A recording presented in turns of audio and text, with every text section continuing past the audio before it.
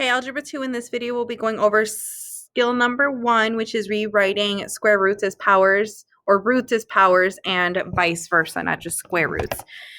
Okay, so in general, if the nth root of c is a real number, then we can rewrite the nth root of c as c to the power of 1 over n. And then if m is an integer and m over n is in its lowest forms, then we can rewrite the nth root of c to the m power as c to the m over n power. So these are our two rules, and below we'll do some examples together. So we're going to write an equivalent expression for these four together, and then you'll do four more on your own as practice. So let's take 3 to the power of 1/2. Well, let's see what's in place of m, what's in place of n, and what's in place of c. Now, before we get into this, let's just go ahead and just go over some quick vocabulary. This number right here, the n, that's called your index. The c is called your radicand, and the m is your exponent. This is your radicand. There we go. Some terrible spelling lessons for you here. Okay, so let's see. Let's go ahead and put in our radical. And the number that's in place of c is going to be 3. So 3 is going to go underneath the radical here. So 3 is going to come here. Now, the number that's in place of m is 1. So 1 is going to be in the power right above the 3, or right next to the 3. So 3 to the first power. And then the number that's in place of n is 2. So 2 is going to be our index. So 2 is going to be our index. And then 1 is our exponent right here.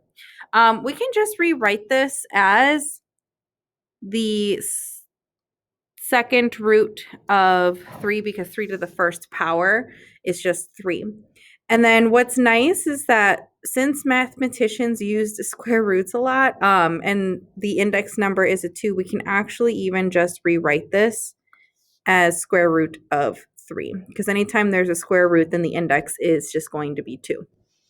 Okay, let's go ahead and do the one right next to it. So I'm going to start off by drawing my radical. And then the thing that's going to go underneath the radical is going to be a, because that's in place of c.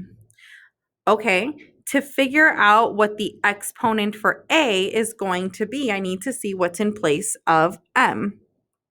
Remember, m was the numerator in this rule. So 2 is in the m's place. So 2 is going to come right here. It's going to be a to the second power. And 3 is in the nth place. So we're taking the cube root of a squared. Okay, now we're going to go the other way. We're going to be given a radical, and we want to rewrite it as a power. So the number that's underneath the radical is just going to be 3. Okay, and then the number that's in place of the m is 2. And the number that's in place of the n is 4. So the fraction that we're going to put as an exponent is 4 over 2. So we have 3 to the, I'm sorry, not 4 over 2, 2 over 4.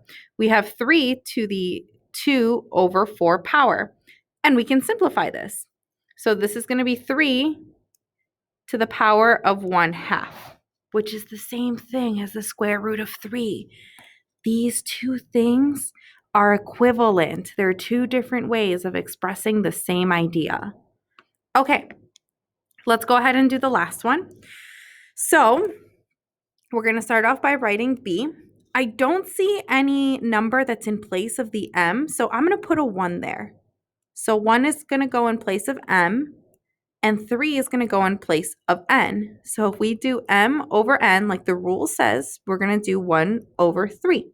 So the exponent that we're going to do is b to the power of 1 over 3. Okay, go ahead and try the next 4 on your own.